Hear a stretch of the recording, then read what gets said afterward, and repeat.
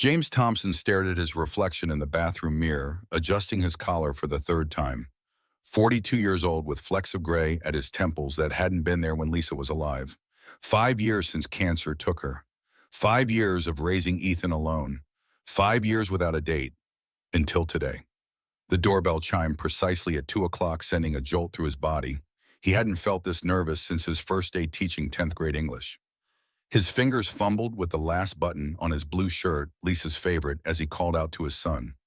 Ethan, already at the door, turned to give his father an encouraging thumbs up. James took a deep breath and nodded. The door swung open. The woman standing on his porch took his breath away. Not just her striking beauty, auburn hair falling in soft waves around her shoulders, warm brown eyes that crinkled slightly at the corners, but something else, something strangely familiar. Before he could introduce himself, she leaned forward slightly, her voice barely above a whisper.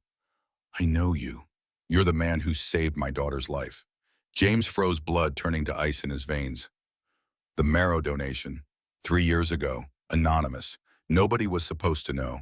His mind raced with questions, but before he could form words, his phone rang, the school's distinctive ringtone. Ethan has fallen during recess. The school nurse suspects a sprained ankle. "Can you come right away?" James ran a hand through his hair, already reaching for his keys hanging by the door. "I'm so sorry about this. My son, I'll drive you." Rachel Carson stepped forward with quiet authority. "You're too shaken to drive safely." In her car, a practical sedan with a child's science book in the back seat, James finally found his voice. "How did you know about the donation?" "No one was supposed to know." Rachel kept her eyes on the road, hands steady at 10 and 2. "My daughter Sophie received bone marrow from an anonymous donor 3 years ago. All we knew was that he was a local man in his late 30s. The donation saved her life." She paused, knuckles whitening slightly on the steering wheel. "I never thought I'd find you." "But how did you know it was me?" James asked, bewilderment mixing with suspicion. Rachel glanced at him briefly. "I didn't. Not until I saw the scar on your wrist when you opened the door. The harvest site. I've seen enough of them to recognize it instantly." "So this wasn't really a blind date set up by my sister?" James felt a strange mix of confusion and disappointment. "It was," Rachel assured him. "Your sister Jenny and I work at the same hospital. She has no idea about the connection. When she described you, I thought maybe, just maybe, but I wasn't sure until I saw you." The elementary school came into view, a low red brick building surrounded by autumn-touched maple trees. James studied Rachel's profile. She worked at the hospital. That made sense. He'd assumed she was a nurse from Jenny's description, but maybe she worked in administration. Or perhaps in the transplant program itself. They found Ethan sitting in the nurse's office, his freckled face tear-streaked, but trying hard to appear brave. His sneaker was off, sock-covered foot propped up on a chair, an ice pack balanced on his ankle. The moment he saw his father, the facade cracked slightly.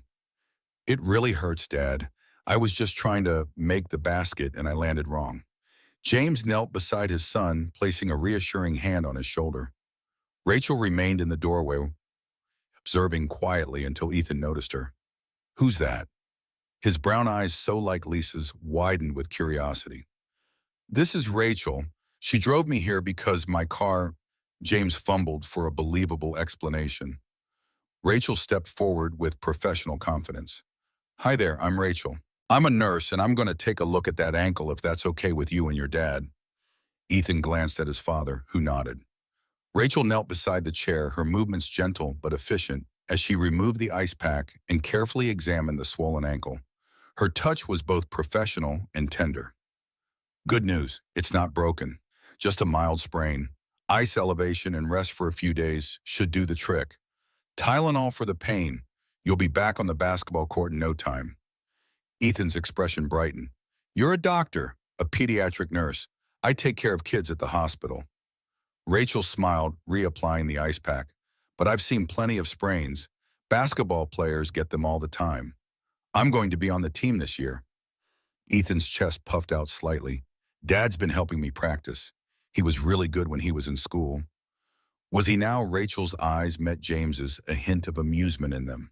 The ride home was quieter. Ethan in the back seat holding an ice pack from the school nurse, occasionally asking Rachel questions about other injuries she'd treated. James watched the interaction through the rearview mirror, struck by the easy way she spoke to his son, not condescending but not overly simplified either.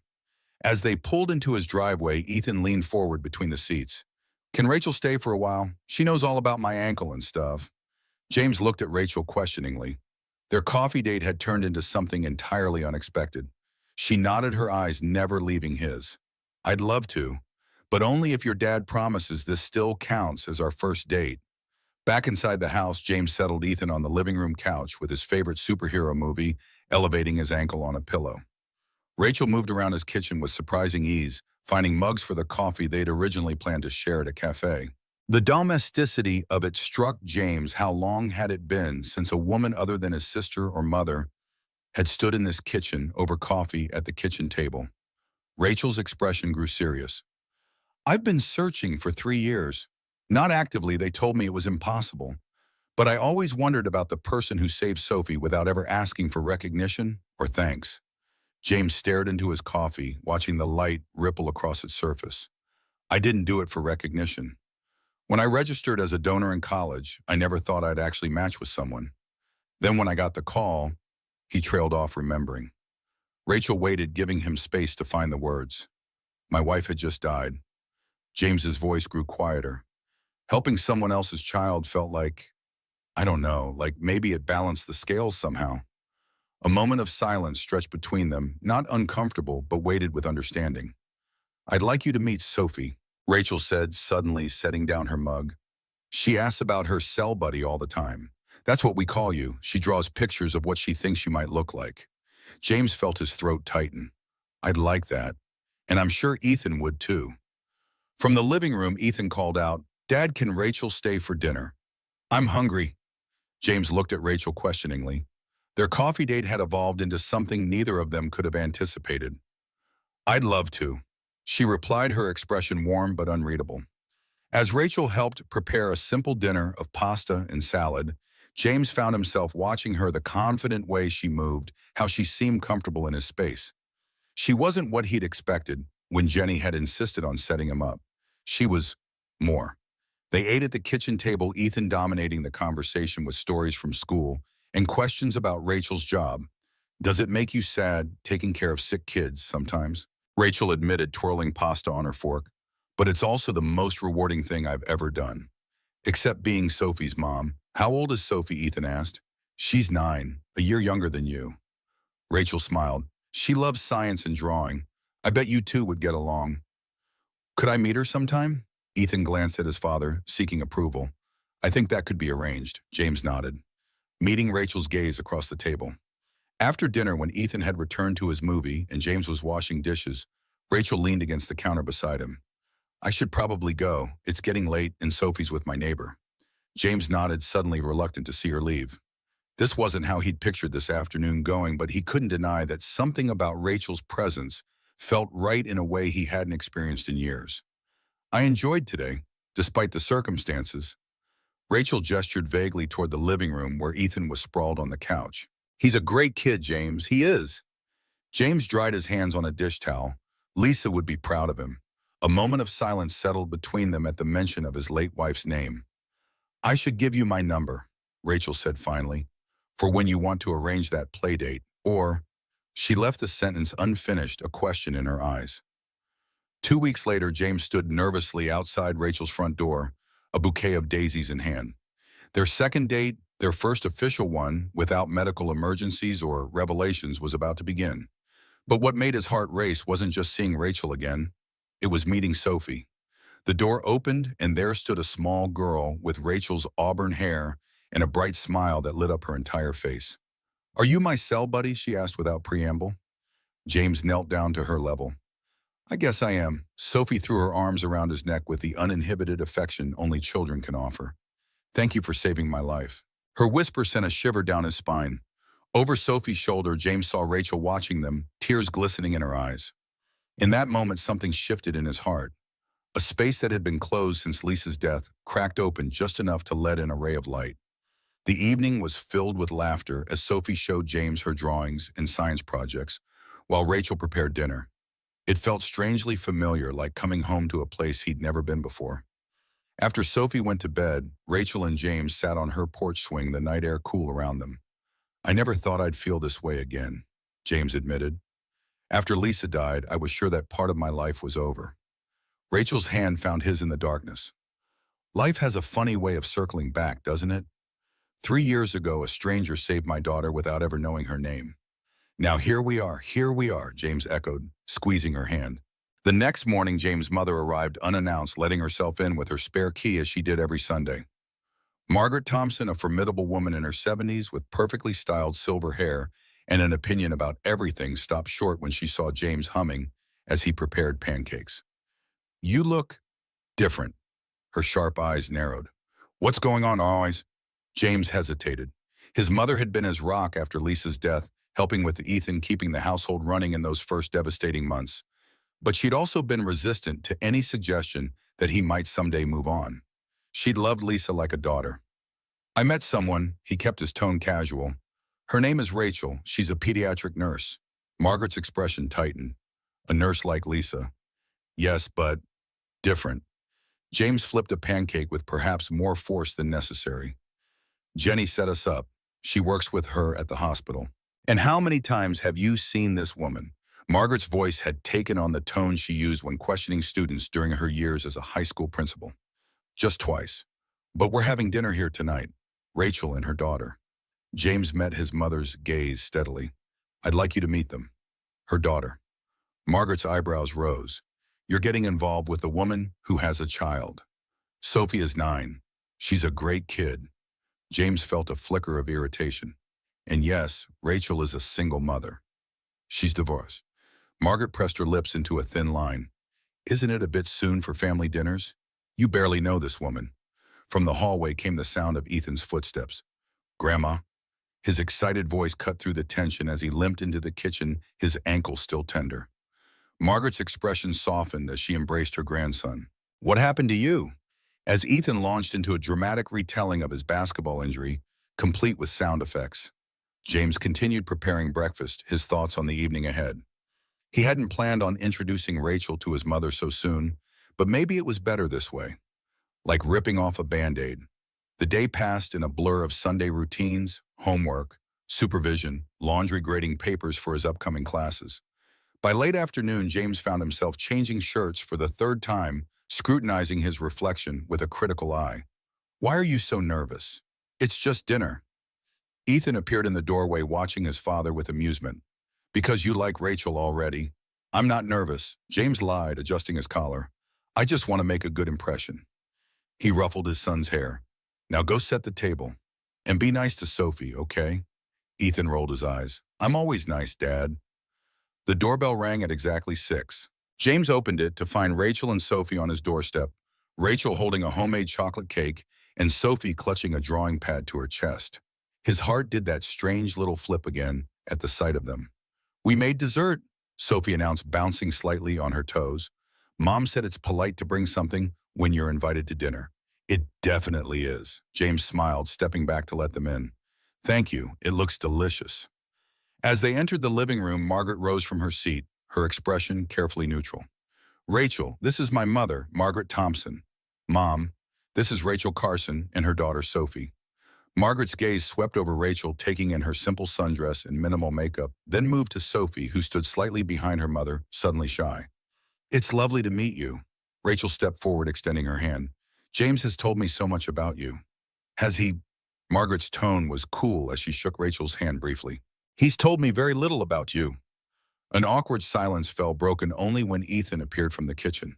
Sophie, he exclaimed, want to see my science project? I'm making a volcano that actually explodes. Sophie's face lit up. She glanced at her mother for permission. Rachel nodded and the two children disappeared down the hallway toward Ethan's room, leaving the adults in a tense triangle of unspoken thoughts. Dinner progressed with the strained politeness of strangers forced into intimacy too soon. Margaret asked pointed questions about Rachel's work, her divorce, her daughter's health, each one feeling more like an interrogation than conversation. James attempted to redirect, to soften, to create bridges, but his mother was in rare form. And Sophie's father, Margaret, asked over dessert, Is he still in the picture, Dad? James's warning tone went unheeded. Rachel set down her fork carefully. Sophie's father left when she was 3, just before her diagnosis. He has a new family in California now. He sends birthday cards. Diagnosis. Margaret frowned. Sophie had leukemia. Rachel's voice remained steady, but James noticed her knuckles whitening around her water glass. She's in remission now, thank goodness. 5 years cancer-free in February. Margaret's expression changed almost imperceptibly. I'm sorry to hear that. She must be a very brave little girl. She is. Rachel's smile didn't quite reach her eyes. Every day with her is a gift. From the living room came the sound of children's laughter. Sophie was showing Ethan how to draw a perfect star using connecting lines, a trick she'd learned in art therapy during her long hospital stays. Their heads bent together over the paper, dark and light, their differences momentarily irrelevant in the face of shared curiosity. She looks like you, Margaret observed, watching the children. Same coloring. Rachel nodded. She has her father's eyes, though, and his stubbornness. Ethan is his mother through and through. Margaret's voice softened slightly at the mention of Lisa. Same gentle spirit, same way of seeing the world. He has James's determination. Rachel glanced at James with a small smile, and his kindness. For the first time that evening, Margaret seemed to truly look at Rachel, to see beyond the surface of the woman sitting across from her. Something passed between the two women. Not friendship, not yet, but perhaps recognition. They had loved the same man in different ways at different times. They had both raised children through difficult circumstances. They had both lost and survived. After Margaret left with surprising civility and a promise to call James tomorrow, and after Sophie and Rachel had gone home, James sat on his back porch with a beer, replaying the evening in his mind. It hadn't been the disaster he'd feared, but it hadn't been easy either. His mother was a formidable guardian of Lisa's memory, resistant to change, protective of the family she'd helped rebuild after tragedy. And yet there had been that moment when Rachel spoke of Sophie's illnesses, of counting each day as a gift, when something had shifted. A crack in the armor. A possibility. James's phone buzzed with a text from Rachel. Sophie hasn't stopped talking about Ethan's volcano. We need to schedule that eruption soon. Followed by a smiley face. He texted back, sorry about my mother, she's protective, but I think she was impressed with you. The reply came quickly. She loves you and Ethan. I respect that. Protective moms understand each other. James smiled in the darkness. Yes, they do. 3 days later, James found himself in the teacher's lounge during his free period, nursing a cup of terrible coffee and grading papers. His colleague David Chen dropped into the chair across from him. You look different. David tilted his head, studying James with the intensity of a man who had taught psychology for 20 years. Lighter somehow. New haircut. James deflected, reaching for another essay. No. David shook his head. It's something else. You're present. For the last few years, even when you were here, part of you was always elsewhere. Grief does that. But now, you're back. James set down his red pen, considering his friend's words. Maybe he was right. Since meeting Rachel, something had shifted, not just in how he felt about the possibility of loving again, but in how he moved through the world. Color seemed brighter. Food tasted better. The weight he'd carried for 5 years felt, if not lighter, then at least more evenly distributed. I met someone, he admitted finally. It's complicated. David leaned back, a smile spreading across his face. It always is. But complicated beats empty any day. That evening, Rachel called. Her voice sounded strained, tired in a way he hadn't heard before. Sophie's having a rough day. She's running a low-grade fever, and her joints are aching. It's probably nothing, kids get viruses all the time. But with her history, she didn't need to finish. James understood immediately. The fear that never quite goes away. The shadow that follows remission like an unwelcome companion. What can I do? He asked simply. There was a pause, as if Rachel was surprised by the offer. Or maybe by how easily he understood. Nothing really. I needed to hear a grown-up voice. Sophie's finally sleeping, and the house is too quiet. James settled onto his couch. Ethan already in bed, the house around him similarly still. Tell me about Sophie's first day of kindergarten, he said suddenly. Tell me something happy. Rachel laughed softly, the tension in her voice easing slightly. She wore a yellow dress with butterflies on it, and red rain boots, even though it wasn't raining. She insisted, said they were her brave boots. As Rachel spoke, painting pictures of Sophie through the years, James closed his eyes and listened. He could see the little girl with auburn pigtails and rain boots too big for her feet. Could imagine her determination, her spirit so like her mother's. By the time they said goodnight, 2 hours had passed, and Rachel's voice had returned to its usual calm strength. "I needed that," she admitted. "Thank you. Anytime." James meant it. The next day after school, Ethan approached his father with unusual seriousness. "Is Sophie sick again?" His young face creased with worry. James looked up from the papers he was grading at the kitchen table, surprised. "Why do you ask that?" Ethan shifted his weight from one foot to the other. "I heard you on the phone last night. You sounded worried. And you said something about doctors."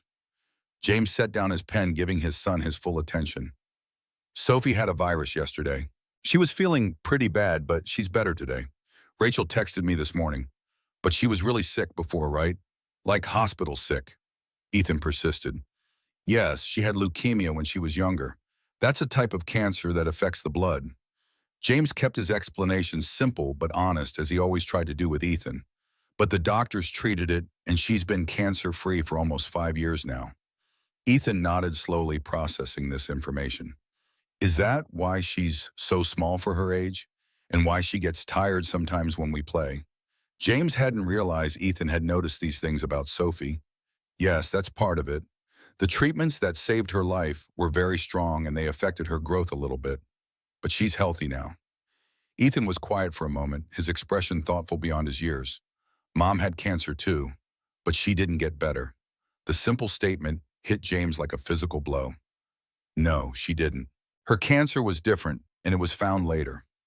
Sometimes even with the best doctors and treatments, people don't get better." Ethan climbed onto the chair next to his father. "Do you think Mom would like Sophie and Rachel?" The question caught James off guard. He'd wondered the same thing himself many times over the past weeks. Lisa had been compassionate, open-hearted, a pediatric nurse herself before switching to hospice care after Ethan was born. She had loved fiercely, lived fully, even in the face of her diagnosis. "I think she would," James said finally, his voice rough with emotion. "Your mom wanted us to be happy, Ethan. She made me promise that we would try to find happiness again someday." Ethan nodded, seemingly satisfied with this answer. "Can we invite Sophie and Rachel over this weekend? I want to show Sophie my new telescope." "Dad, she doesn't know any of the constellations." "I have to teach her," James smiled, ruffling his son's hair. "I'll call Rachel tonight." As the weeks passed, a rhythm developed. Weekend outings with both children, dinners at each other's homes, movie nights where Sophie and Ethan built elaborate blanket forts in the living room, late-night conversations on the phone after the children were asleep, texts throughout the day, small observations, shared jokes, pictures of everyday moments. Margaret remained cool but civil, watching the developing relationship with guarded eyes. She was polite to Rachel when their paths crossed, kind to Sophie, but there was a distance. She maintained a silent reminder that Lisa had been her daughter in all but blood, and her place in their family wasn't so easily filled. It was during a simple Saturday afternoon at the park, watching Ethan teach Sophie how to properly throw a frisbee, that Rachel finally broached the subject. "Your mother doesn't approve of me." It wasn't a question. James sighed, watching the children rather than meeting Rachel's eyes. "It's not you specifically. It would be the same with anyone. Lisa was special to her, to all of us." "I know." Rachel's voice was gentle. "I would never try to replace her, James. That's not possible, and it's not what any of us need." James turned to her, then struck by the simple wisdom of her words. "What do we need?" he asked quietly. Rachel considered this, watching as Sophie caught the frisbee with a triumphant whoop. "To honor what was, to embrace what is, to be open to what might be." Something loosened in James' chest at her words, a tightness he hadn't fully acknowledged until it began to ease. She understood. Of course she did. Rachel, who had faced the possible loss of her child, who had rebuilt a life for them both after her husband walked away, who knew what it meant to carry grief and hope side by side. That night, after dropping Rachel and Sophie at their apartment, James found himself driving to the cemetery instead of home. He hadn't visited Lisa's grave in months, a fact that sometimes filled him with guilt. In the early years after her death, he had come weekly, bringing fresh flowers, talking to her about Ethan's growth, the challenges of single parenthood, the emptiness of the house without her laughter. The visits had gradually become less frequent as the raw wound of grief scarred over. Not forgotten, never that, but less agonizing to touch. The cemetery was quiet in the gathering dusk, the autumn air crisp with the promise of the first frost. James made his way to the familiar spot, a simple headstone under a maple tree that blazed with color in the fading light.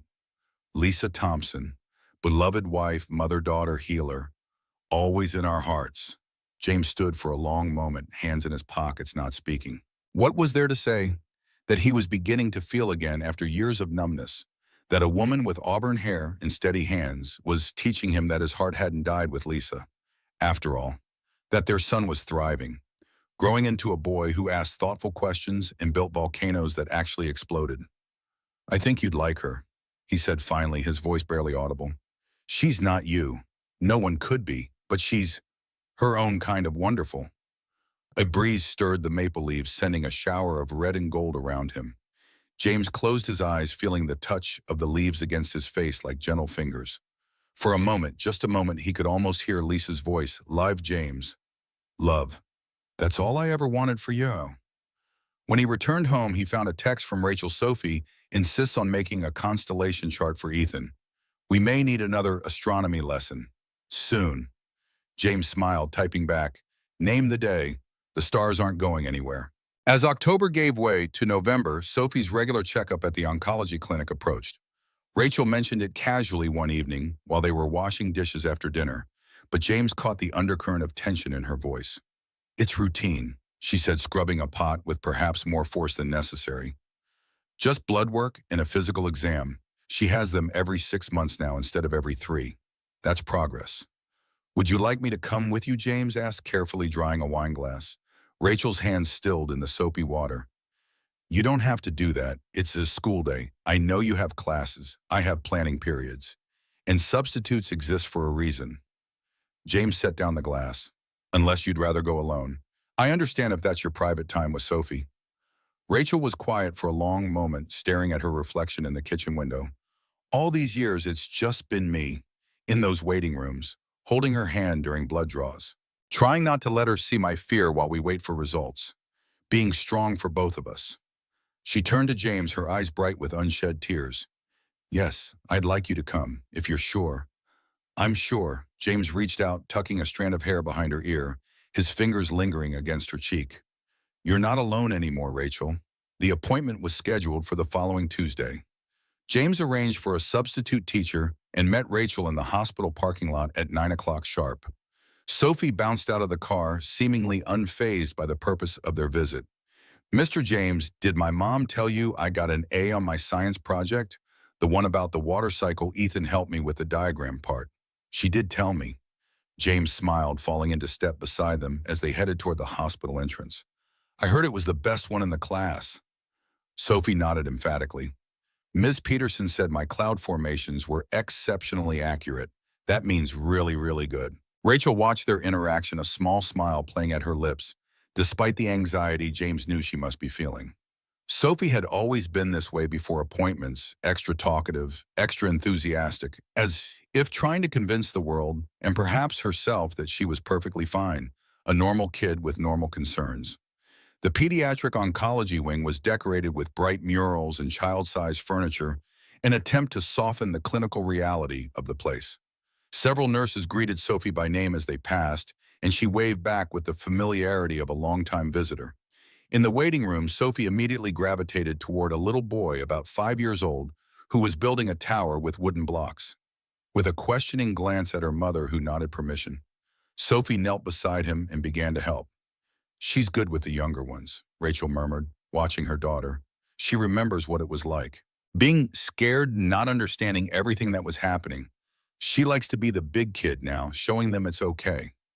James watched as Sophie patiently helped the little boy balance a block on top of their growing tower, her movements gentle, her voice encouraging. A glimpse perhaps of the young woman she would become, compassionate, resilient, shaped but not defined by her early battles. The checkup itself was straightforward. Blood drawn by a nurse with butterfly stickers on her badge, height and weight recorded. A physical examination by an oncologist with kind eyes and a bow tie covered in tiny dinosaurs. Sophie chatted throughout, only falling silent during the blood draw when she squeezed her mother's hand tightly and bit her lip. The doctor was reassuring. "Everything looks good, Sophie. You're growing well and your physical exam is perfect. We'll have the blood results in a day or two, but I don't expect any concerns." As they left the hospital, Sophie skipping ahead to the parking lot, James noticed Rachel's shoulders finally relax, tension draining from her body like water. "This is the hard part," she said quietly. "The waiting. Even after all this time, even with every checkup coming back clear, I still hold my breath until we get those results." James reached for her hand, threading his fingers through hers. "We'll wait together." Rachel's smile was small but genuine. Together. I like the sound of that. 2 days later, the call came while Rachel was at work. "All clear, all markers normal. See you in 6 months." That night, they celebrated with ice cream sundaes and a movie of Sophie's choosing. As the children argued good-naturedly over toppings and flavor combinations, James watched Rachel. The shadows that had lingered in her eyes since the appointment were gone, replaced by a lightness, a presence in the moment that had been missing. Later, after Sophie and Ethan had fallen asleep on opposite ends of the couch during the movie, a rare moment of stillness for both Rachel and James sat on the back porch of his house, a glass of wine shared between them. When Sophie was first diagnosed, Rachel began, her voice soft in the darkness. "The doctors told me to take it one day at a time.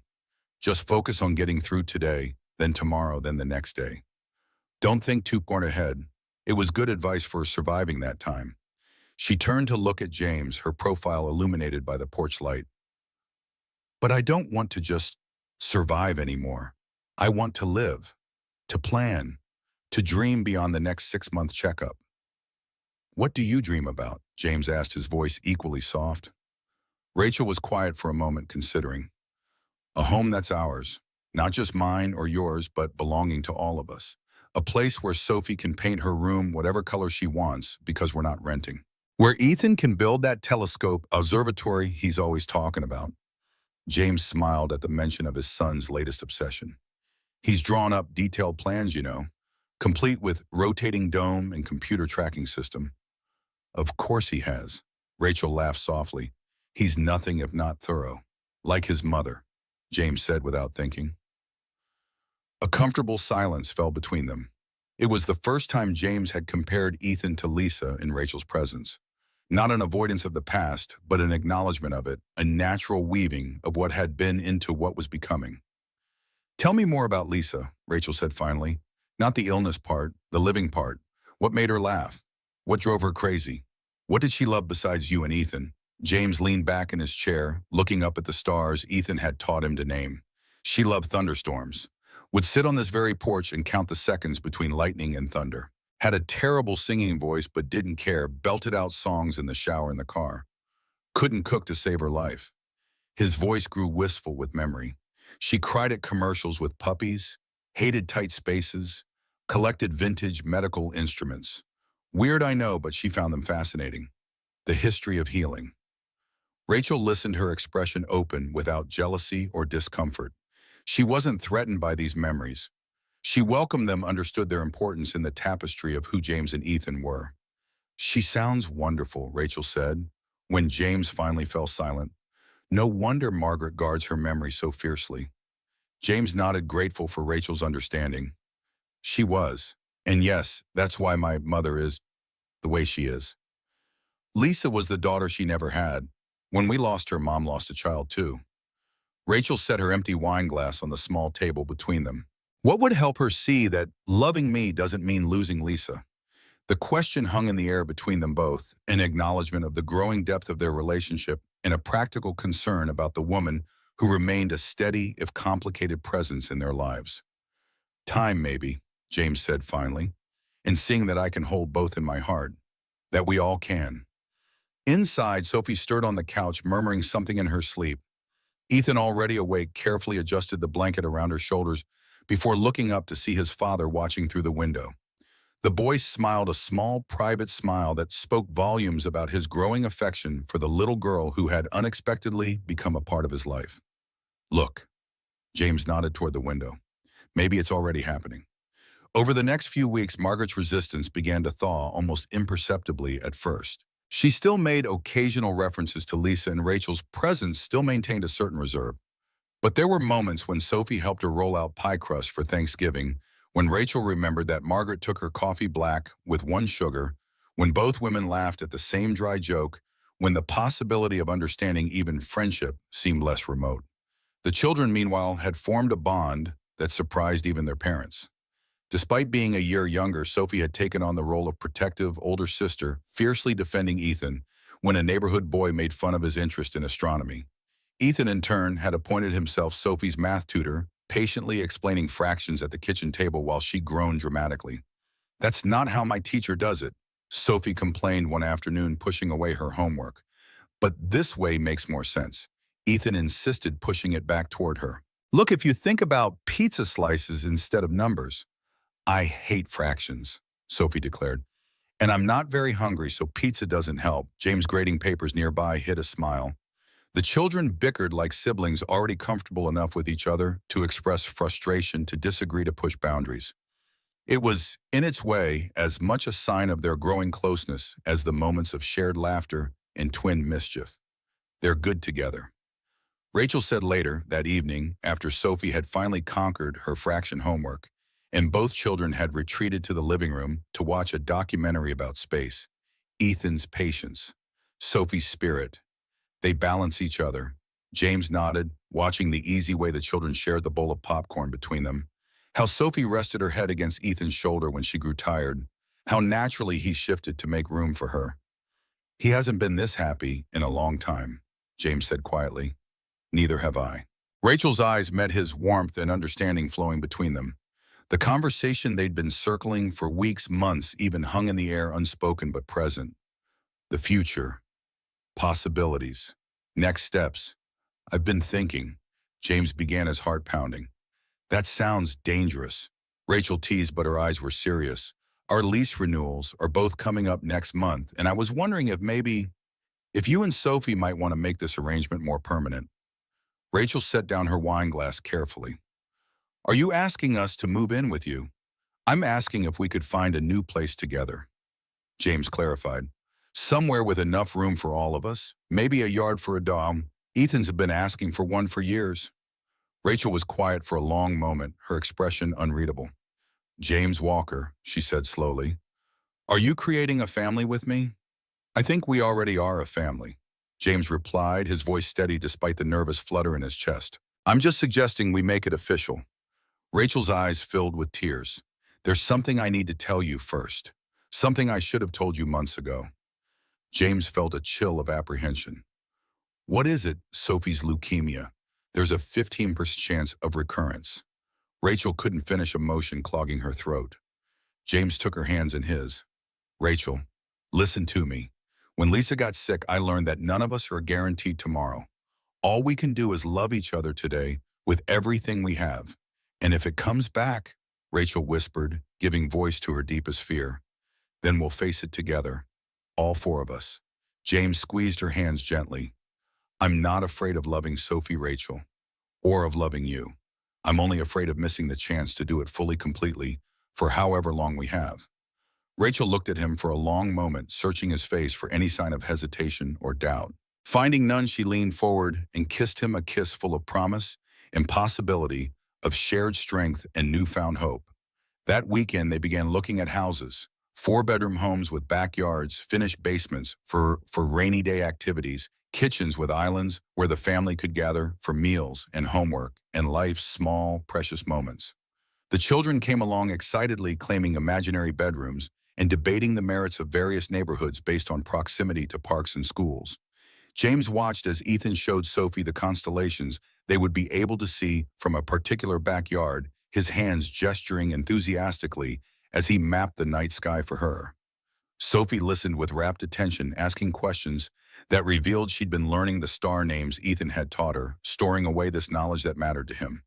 In that moment, under a December sky, with snow threatening in the heavy clouds, James felt a profound sense of rightness. This unexpected family, forged through chance and choice, through the invisible connection of shared cells and the visible bonds of shared days, was real. Imperfect, still forming, carrying the shadows of past pain, but real and whole in a way he had never thought possible again. Later that night, after dropping Rachel and Sophie at their apartment with plans to meet the realtor again tomorrow, Midas found Ethan sitting on his bed holding the framed photograph of Lisa that had stood on his nightstand since her death. "Dad," his voice was hesitant, "if we move to a new house with Rachel and Sophie, can Mom come too?" James sat beside his son, the bed dipping under their combined weight. "What do you mean, buddy?" Ethan traced Lisa's smile with his finger. "This picture, and the others of Mom. Will they come to the new house? I don't want to forget what she looked like." James put his arm around Ethan's shoulders, pulling him close. "Of course they will. Your mom will always be part of our family, Ethan. Moving to a new house with Rachel and Sophie doesn't change that. It just means our family is growing." Ethan nodded, seeming satisfied with this answer. "Do you think Mom would like our new family?" James considered the question carefully, wanting to be honest with his son while honoring both past and present. "I do," he said finally. "Your mom wanted us to be happy more than anything in the world. She made me promise to try. And Rachel and Sophie make us happy, don't they?" Ethan nodded again, more vigorously this time. "Sophie's going to be like my sister. I always wanted a sister." "Well, she's going to be your stepsister, technically," James explained. "When Rachel and I get married someday." Ethan looked up at his father with a knowing smile. "Are you going to marry Rachel, Dad?" James felt a rush of warmth at the simple, direct question. "I hope so. Someday. If she'll have me." "She will," Ethan said with the certainty of a child. "She looks at you the way Mom used to, like you're her favorite person." James hugged his son tighter, throat tight, with emotion. "When did you get so smart?" "I've always been smart, Dad." Ethan rolled his eyes. "I'm just saying what I see." That night, James dreamed of Lisa. Not the thin, pale Lisa of the hospital room, but the vibrant woman he'd fallen in love with, laughing as she chased a toddler Ethan through a sprinkler, her dark hair wet and gleaming in the sun. In the dream, she stopped and looked directly at him, her smile warm and real. "It's time, James." Her voice was exactly as he remembered it. Time to fully live again. He woke with tears on his cheeks, but a lightness in his heart that had been missing for years. Outside, the first snow of winter was falling, covering the world in pristine white, a blank page waiting for new stories to be written. 3 months after their first meeting, spring arrived in earnest, painting the world in vivid greens and blooming colors that mirrored the flourishing connection between their families.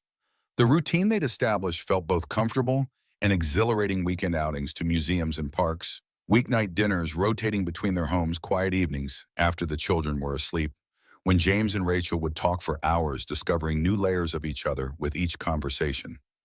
Today they'd gathered at the local botanical gardens, Sophie running ahead on the stone pathway, pointing out every flower she recognized, while Ethan followed with his new camera, documenting specimens for his science project. Rachel watched them with a smile that reached her eyes, the tension that had been her constant companion during Sophie's illness, now appearing only during medical checkups, or the rare nights when Sophie complained of mysterious aches. James walked beside her, their hands occasionally brushing a subtle form of contact they'd grown accustomed to, both aware of the children's watchful eyes and the delicate balance they maintained. Neither rushed, neither pushed, both recognizing the precious, fragile nature of what they were building together. Ethan knelt beside a cluster of purple coneflowers, adjusting his camera angle. Sophie crouched next to him, her auburn hair catching the sunlight as she pointed to something James couldn't see from this distance. The easy camaraderie between them still surprised him sometimes, how quickly they'd move from awkward introductions to comfortable companionship, developing inside jokes and shared interests that sometimes excluded the adults entirely. Rachel's phone rang, the hospital's distinctive tone causing her smile to falter momentarily. A colleague needing a shift covered nothing urgent, but James noticed the instinctive tightening of her shoulders at the sounds, the automatic preparation for bad news that had become second nature during Sophie's illness. Even now, years into remission, some reflexes remained. "I'm sorry, I need to take this." Rachel stepped away, her voice shifting into professional mode as she discussed schedules and patients with her colleague. Ethan approached his father, camera hanging around his neck, expression uncharacteristically serious. "Dad, when are you going to ask Rachel to be your girlfriend?" "Like officially, I know you like her. It's really obvious." James blinked, caught off guard by his son's directness. The conversation he'd been planning to have with Ethan suddenly flipping the child taking the initiative, as he so often did these days. We've been spending time together as friends getting to know each other.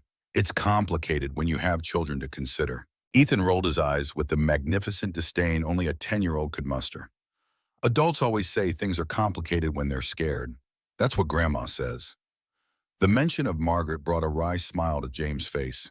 His mother had been uncharacteristically insightful about his hesitation, even while maintaining her own reservations about Rachel. During their weekly lunch the previous day, she'd fixed him with a penetrating stare over her cup of tea. "You're waiting for permission, James, from Lisa, from Ethan, from me, but the only permission you need is your own." Looking at his son now, James saw not just Lisa's eyes, but her forthright manner, her refusal to dance around difficult truths. "When did you get so wise about relationships?" "I watch a lot of TV." Ethan shrugged, then grew serious again. "Dad, I like Rachel, and Sophie's like the sister I always wanted. I know Mom isn't coming back." His voice caught slightly, but he continued, "It's okay to be happy again. I want you to be happy." James felt a tightness in his throat that overwhelmed by his son's emotional generosity. Before he could respond, Rachel returned, slipping her phone into her pocket with an apologetic smile. "Everything okay at work?" "Just schedule changes." Rachel's eyes moved between father and son, sensing the emotional current between them. "Did I interrupt something important?" Ethan grinned, a mischievous glint in his eye. "Just telling Dad he should ask you out on a real date, without us kids, a grown-up date." Rachel's eyebrows rose, a flush spreading across her cheeks. "Well, that's direct. He gets that from his mother." James smiled, grateful for the momentary lightening of the moment. "But he's not wrong. Would you like to have dinner with me, Rachel? Just the two of us?" Her smile bloomed slowly, genuinely. "I'd like that very much."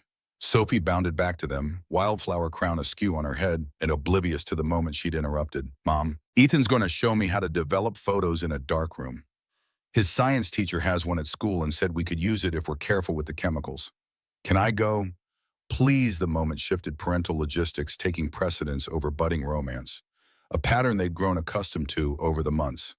As they discussed permission slips and scheduling, James caught Rachel's eye over Sophie's head, a silent acknowledgement passing between them. The conversation would continue. The step would be taken. But first, as always, the children. The following Saturday, Margaret arrived at James' house promptly at 5, a tote bag filled with books and activities for the evening. Her silver hair was perfectly styled as always, her posture straight as she surveyed the living room with the critical eye of a former school principal. "I've brought healthy snacks." She set the bag on the coffee table. "And that astronomy documentary Ethan's been wanting to watch." "Where is my grandson?" James adjusted his tie, the first time he'd worn one since parent-teacher conferences months ago. "Upstairs changing his shirt. Sophie spilled juice on him about 10 minutes ago. They've been playing some elaborate card game she invented." Margaret's expression tightened slightly at the mention of Sophie. "That child is here already. I thought I was picking her up with Rachel. They came early to help me get ready." James kept his tone light but firm. "Sophie picked out this tie, actually. Said it brings out my eyes." Margaret made a non-committal sound, hanging her light jacket in the closet with precise movements. "Rachel is special to you."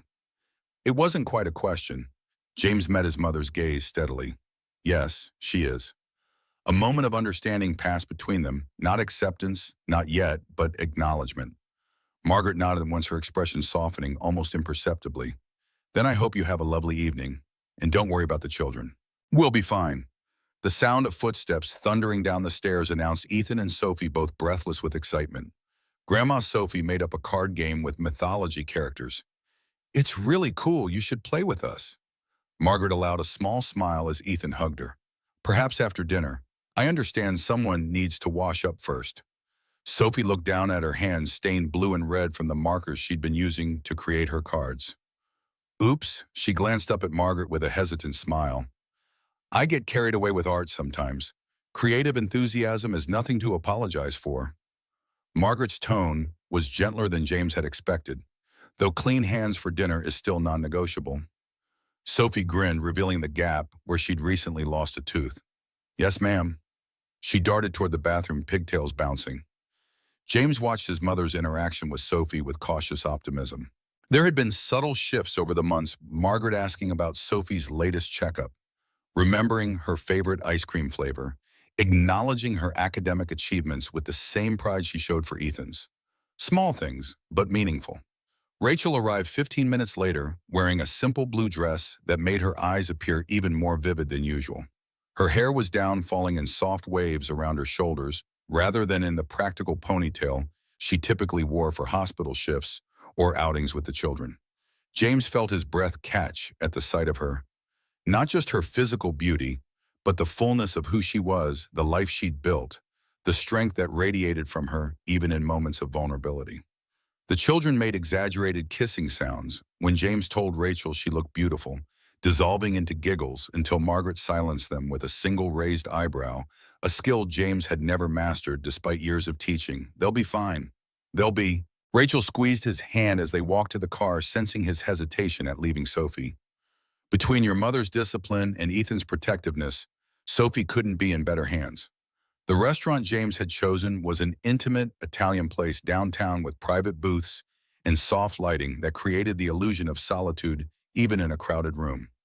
Over wine and pasta, they discovered the luxury of uninterrupted adult conversation. No small hands tugging at sleeves, no negotiations over vegetables, no need to monitor appropriate topics. They spoke of their childhoods, college years early, careers filling in the gaps of their histories that had been shared only in fragments between parenting moments. I was engaged once before Lisa. James twirled pasta around his fork, the confession easier in the warm, safe space they'd created. In college. It ended badly. She found someone else during a semester abroad. I was devastated at the time, convinced I'd never trust anyone again. Rachel smiled, understanding in her eyes. And then you met Lisa 6 months later, at a hospital fundraiser my mother dragged me to. James smiled at the memory. Lisa was volunteering, serving terrible punch with this apologetic smile. She spilled some on my shoe and was so mortified she offered to buy me coffee to make up for it. We were married 14 months later. Rachel reached across the table, her fingers brushing his. Thank you for telling me about her, for sharing those memories. I know it can't be easy. Actually, it is. That's what surprises me. James met her gaze. Talking about Lisa with you feels right, like she's part of this story too, in her way. She is. Rachel's voice was soft but certain. Just like Kevin is part of mine, even though our ending was very different. James raised an eyebrow, encouraging her to continue. They had spoken of Sophie's father only in passing, the bare facts of his departure, his new family in California, his sporadic contact with his daughter. Rachel sipped her wine, gathering her thoughts. We were high school sweethearts. Married at 22, way too young. Had Sophie at 26. The relationship was already strained, but we were trying. Then came Sophie's diagnosis at 3, and he just crumbled. Couldn't handle the hospital visits, the uncertainty, the possibility of losing her. 6 months into her treatment, he took a job transfer to California. Said he needed space to process. She made air quotes, a rare flash of bitterness in her usually understanding demeanor. The divorce papers arrived 3 weeks later. James felt a surge of anger at this man he'd never met, who had left Rachel to face their child's illness alone. But beneath the anger was profound gratitude that she had been strong enough to become the woman sitting across from him now. Compassionate, resilient, open to love despite past wounds. Their first kiss happened in the restaurant parking lot, both of them laughing afterward at the teenage awkwardness of it, leaning across the center console. Her seatbelt still fastened, his glasses fogging slightly in the cool spring air. The second kiss at her apartment door lingered longer, deepened, conveying months of restrained feeling, finally given permission to express itself. Rachel pressed her forehead against his, both of them breathless. I should go inside. Early shift tomorrow. James nodded reluctantly, stepping back. That was worth the wait. Rachel smiled, her hand still resting on his chest, feeling the steady rhythm of his heart. Yes, it was. Their relationship shifted after that night, not dramatically but perceptibly. Hands held openly rather than in furtive touches. Casual kisses, hello and goodbye. Arms around waists while watching the children play. The physical expressions of what had been growing between them for months now acknowledged, integrated into their evolving family dynamic. The children accepted these changes with the adaptability of youth. Ethan seemed pleased with himself for his role in pushing his father forward. Sophie, who had never seen her mother in a relationship besides fleeting memories of her father, was initially more watchful, studying their interactions with solemn eyes, before apparently deciding this development met with her approval. Margaret's acceptance came more gradually, revealed in small gestures rather than words. Inviting Rachel for coffee while the children were at school, sharing her recipe for apple strudel that had been Lisa's favorite, asking Rachel's professional opinion about a friend's medical situation, building bridges one careful plank at a time. It was during a weekend at Margaret's lakeside cottage in early June that James realized how seamlessly their lives had interwoven. Watching Rachel and his mother working side by side in the kitchen, Ethan and Sophie splashing in the shallows under Margaret's watchful eye, he felt a sense of rightness that both honored his past and embraced his present.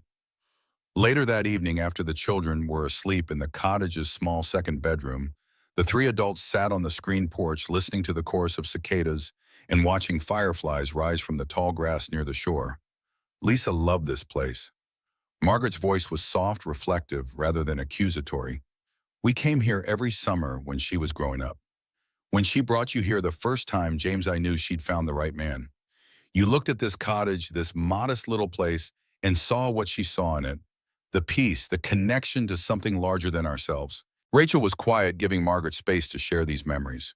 She'd learned that Margaret's reminiscences weren't meant to exclude her, but to incorporate her into their family history to help her understand the foundations upon which their present was built. Margaret turned to Rachel, her expression gentle in the dim porch light. I see that same recognition in you. When you watch the children exploring the lake's edge, when you notice the heron that visits every morning, you understand what makes this place special. Rachel's eyes shimmered with unshed tears, recognizing the gift in Margaret's words. Thank you for sharing it with us.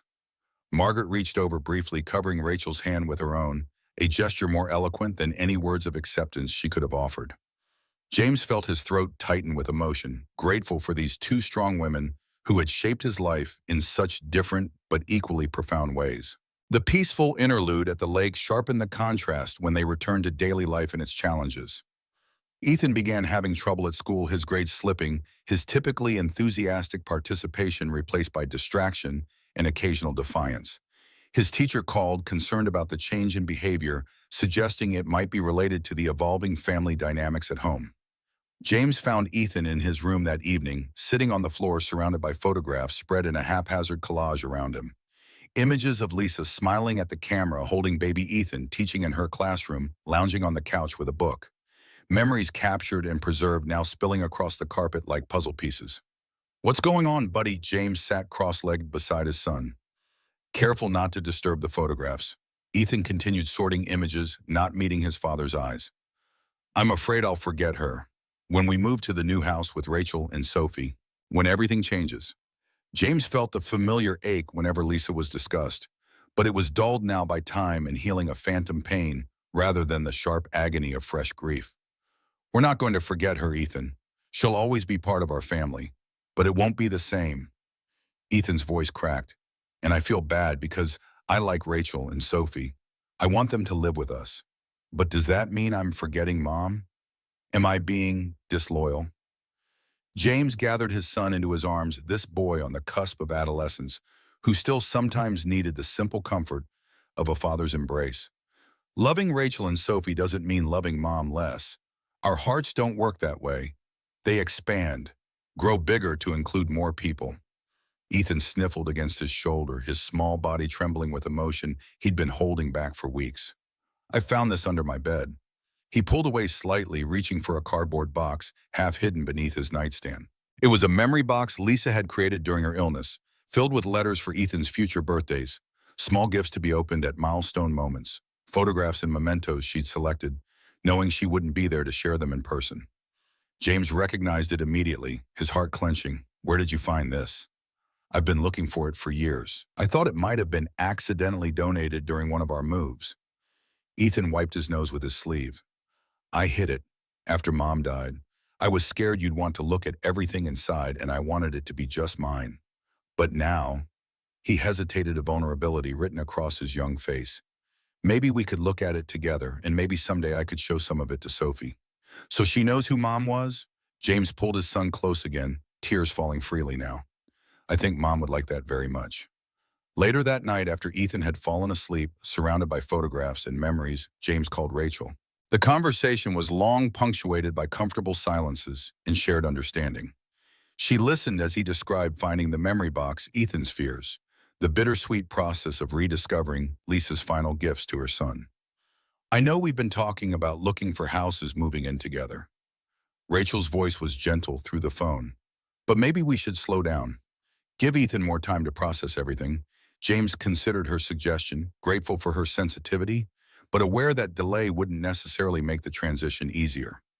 Actually, I think this might have been exactly what Ethan needed, to express his fears, to connect with Lisa's memory in a tangible way, to understand that she'll always be with us no matter where we live or how our family changes. Rachel was quiet for a moment. Are you sure I don't want to rush anything, especially if Ethan's struggling? I'm sure he is. James felt the certainty settle in his chest, warm and solid. What Ethan showed me tonight wasn't resistance to our future. It was a need to bring his past with him, to integrate these parts of his life rather than compartmentalizing them. Across town in her small apartment, Rachel sat on her balcony watching the city lights, phone pressed to her ear, feeling the distance between them, and yet the incredible closeness that had developed over these months. Sophie's been asking questions about Kevin lately, more specific ones about why he left, whether it had anything to do with her being sick. I think she's trying to make sense of her own story too. What did you tell her? James asked. The truth, that her father loved her but couldn't handle the fear of losing her, that his leaving had everything to do with his weakness and nothing to do with her, that some people run from difficult things while others stay and fight. She paused, the memory of those dark days still painful. I told her that while I wish he had been stronger for her sake, his leaving taught me how strong I could be. And that strength eventually led us to you and Ethan. The simple truth of her words hung between them, how pain and loss had ultimately created the path that brought them together. Not in a way that erased the hurt or justified it, but in the mysterious way life sometimes creates beauty from broken pieces. The house hunt resumed with renewed purpose, all four of them approaching it with clearer understanding of what they were creating together. They found it on a Sunday afternoon in late June, a Victorian with good bones but outdated interiors. 4 bedrooms, a sprawling backyard with mature oak trees and a detached garage James immediately envisioned converting into Ethan's astronomy observatory. The neighborhood was established with sidewalks perfect for bike riding and a community pool within walking distance. As they wandered through the empty rooms, their footsteps echoing on hardwood floors, the children claimed spaces with the confident certainty of youth. Sophie spun in circles in a corner bedroom with bay windows and built-in bookshelves. Ethan measured the distance between ceiling and floor in what would become his room, already calculating the optimal placement for the glow-in-the-dark star map he'd been designing. Rachel stood in the center of the master bedroom, sunlight streaming through tall windows, illuminating the dust motes dancing in the air. James watched her from the doorway, struck by the tableau. This woman who had become the center of his world, standing in what would become their shared space, her expression thoughtful as she envisioned their future. I can picture us here. She turned to him, eyes bright with possibility. All of us, building something new. James crossed the room to her, taking both her hands in his. So can I. The offer was accepted the following day, setting in motion a whirlwind of paperwork, inspections, and planning.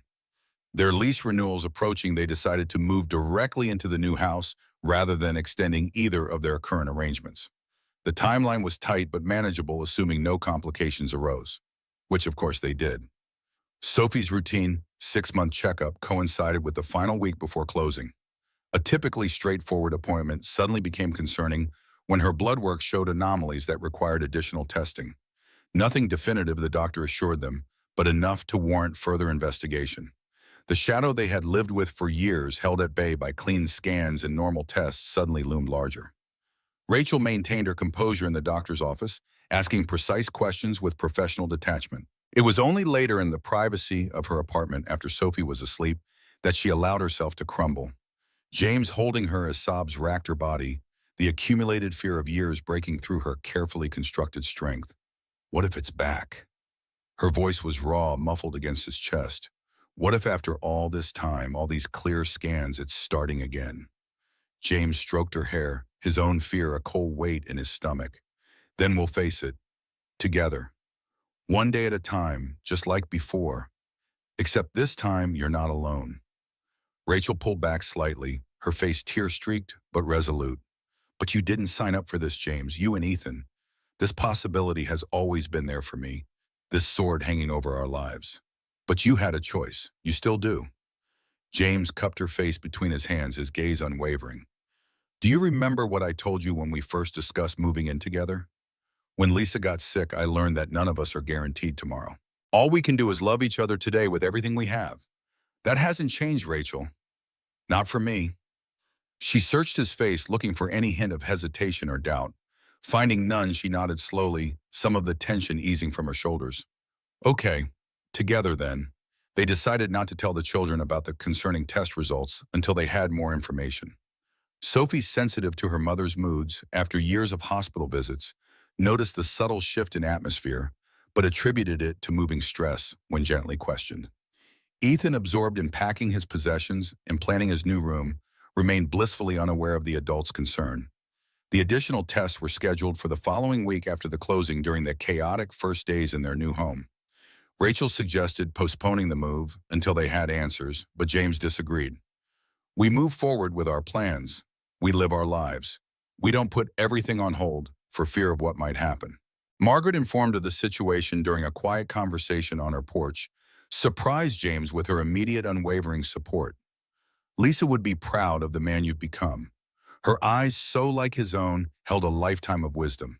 She would want this for you, this family you are building, this love you have found, even with its uncertainties. The closing proceeded without complications, the keys to their new home handed over on a brilliantly sunny July morning that felt like a good omen despite the shadow of uncertainty hanging over them. The moving trucks arrived, disgorging furniture and boxes into the empty rooms that would soon hold their combined lives.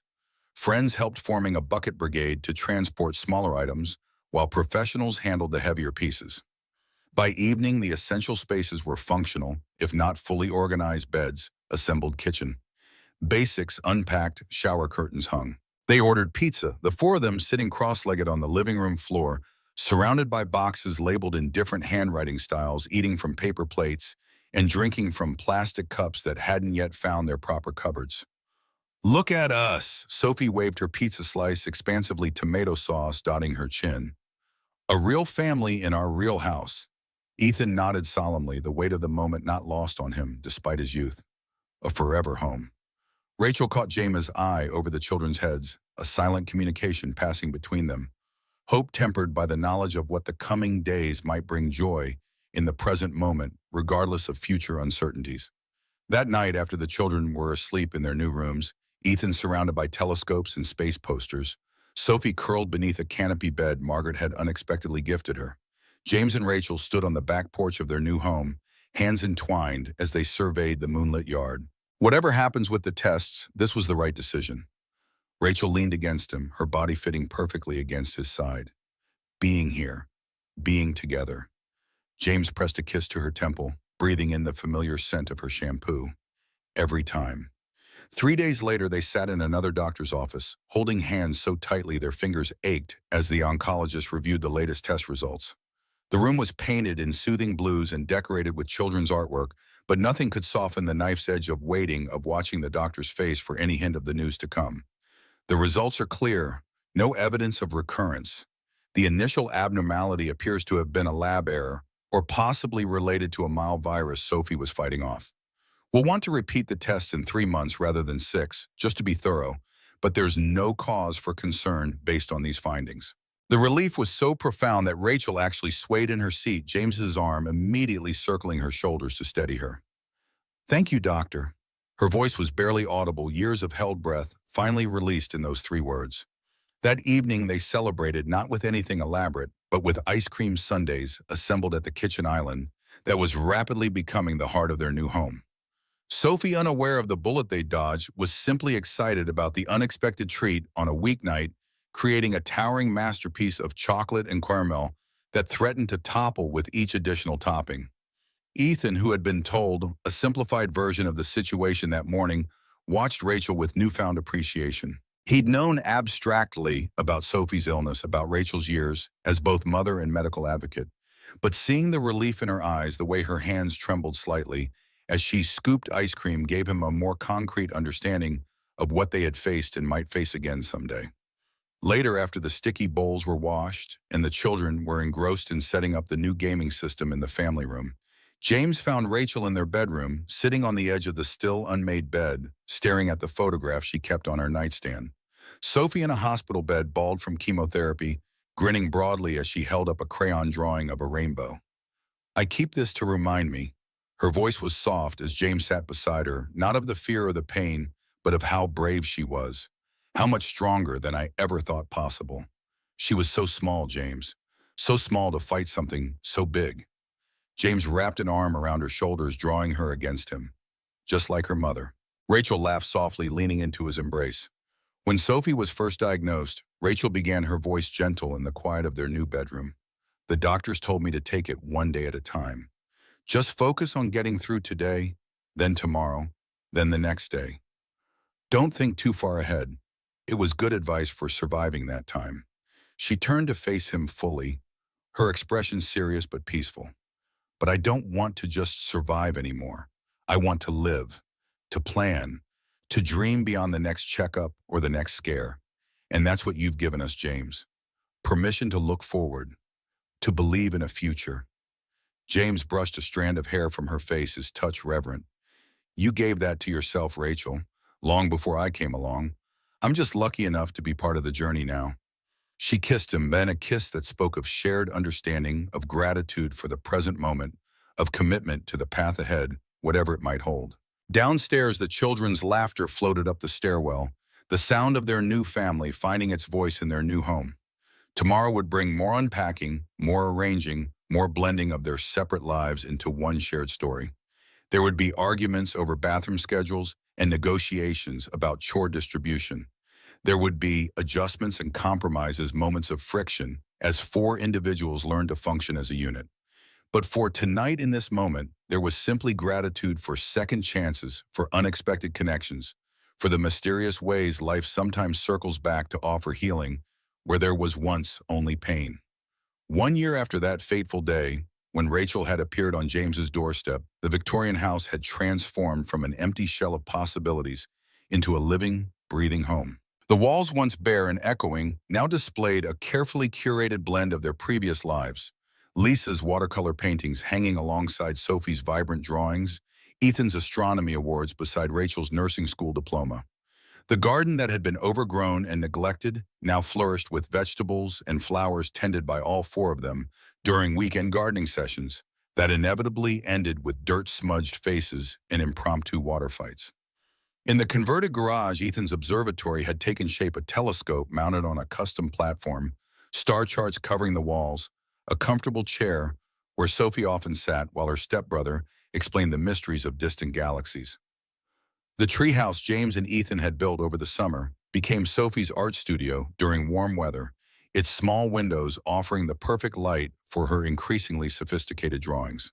Inside, the kitchen island had indeed become the heart of their home. Homework was completed, their meals prepared, late-night conversations shared over tea or hot chocolate.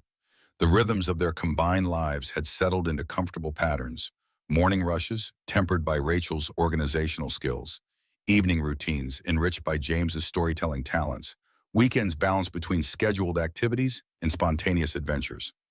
Not that the transition had been seamless. The first months had brought inevitable clashes. Sophie's exuberant messiness versus Ethan's precise organization. Rachel's early rising hospital schedule, disrupting James's preference for quiet mornings, divergent opinions on appropriate bedtime, screen time limits, and vegetable consumption requirements. Each conflict required negotiation, compromise, occasional retreats to separate corners to cool down before returning to the table with clearer heads. Margaret had become a regular presence. Sunday dinners at her home now expanded to include Rachel and Sophie without the earlier tension. She'd even begun teaching Sophie to knit, something she had once shared with Lisa, passing down family traditions to this child who had unexpectedly become part of her legacy. The photo of Lisa that had once dominated Margaret's mantle was now accompanied by a family portrait taken at Christmas, All four of them in coordinating sweaters, plus Margaret, plus the rescue dog they'd adopted in September. Galileo named by Ethan, but quickly nicknamed Leo by Sophie. Today's celebration marked both their one-year anniversary as a blended family and the completion of Sophie's 3-month oncology checkups, her doctor finally confident enough in her continued remission to return to the standard 6-month schedule. Double cause for the decorations currently being hung in the backyard, for the cake cooling on the counter, for the unmistakable atmosphere of joy permeating their home. James stood at the kitchen window watching Rachel direct the children in hanging paper lanterns from tree branches. Her auburn hair was pulled back in a casual ponytail, tendrils escaping to frame her face as she laughed at something Sophie said. The simple gold band on her left hand caught the afternoon sunlight, not an engagement ring, but a promise ring he'd given her 6 months earlier. A symbol of commitment without pressure, acknowledging the profound connection they'd formed while respecting the complexities of their situation. Their relationship had deepened over the year of living together, growing stronger through both challenges and celebrations.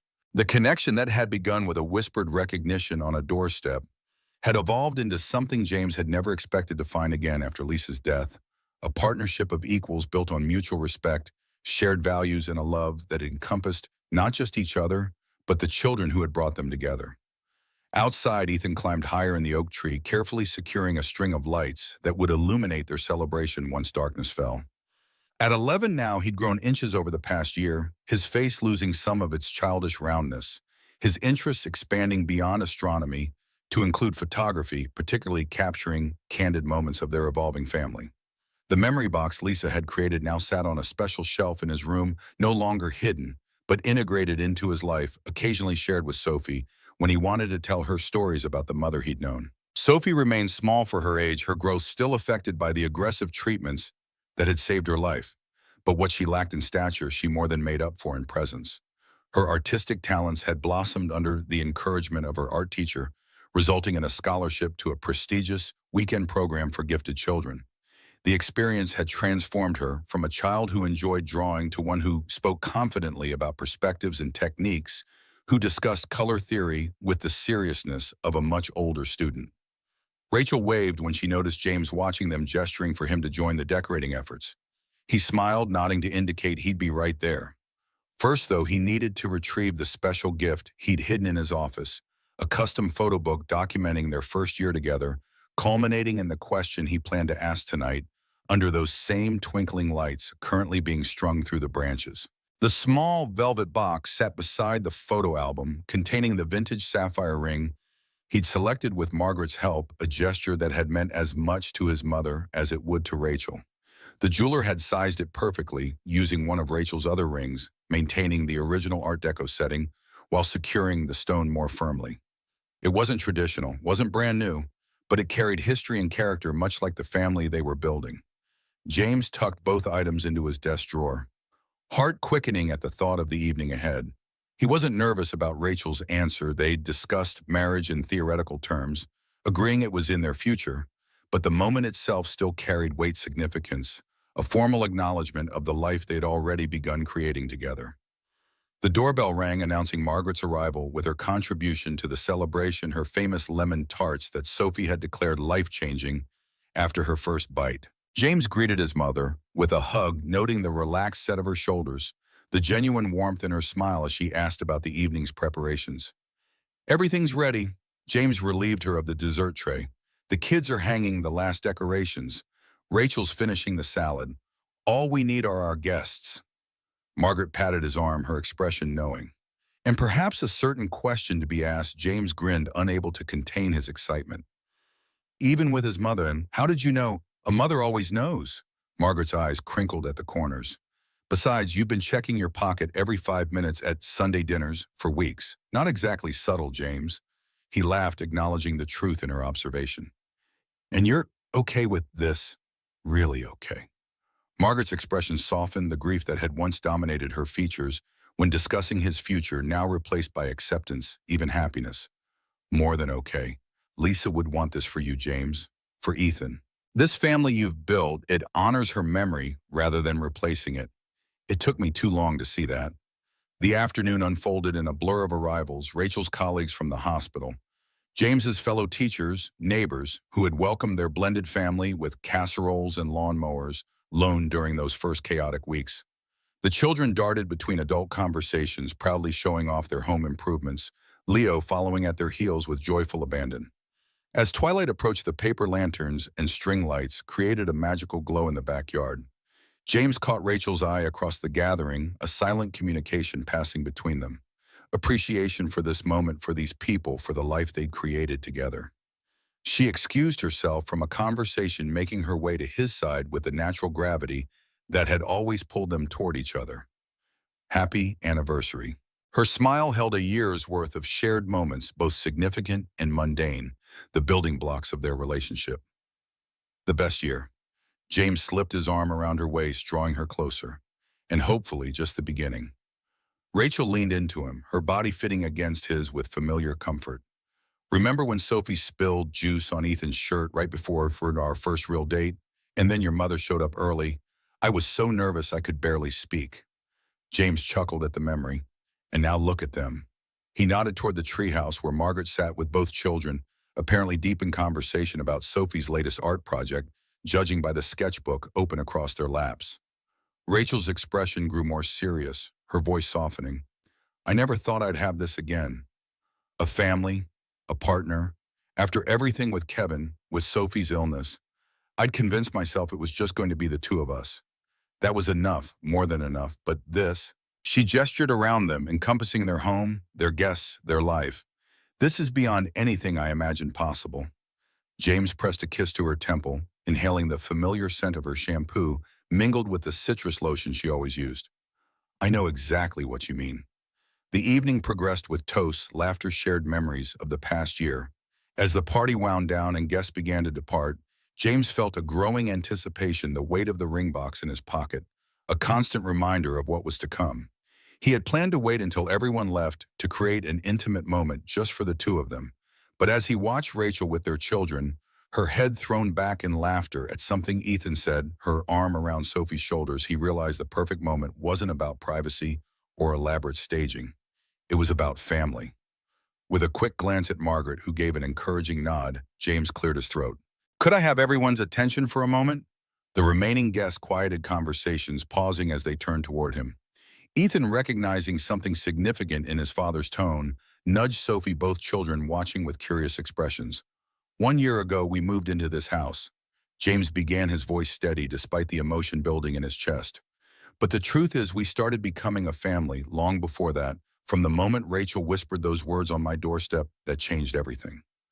Rachel's eyes widened slightly as she realized what was happening, her hands clasping together against her heart.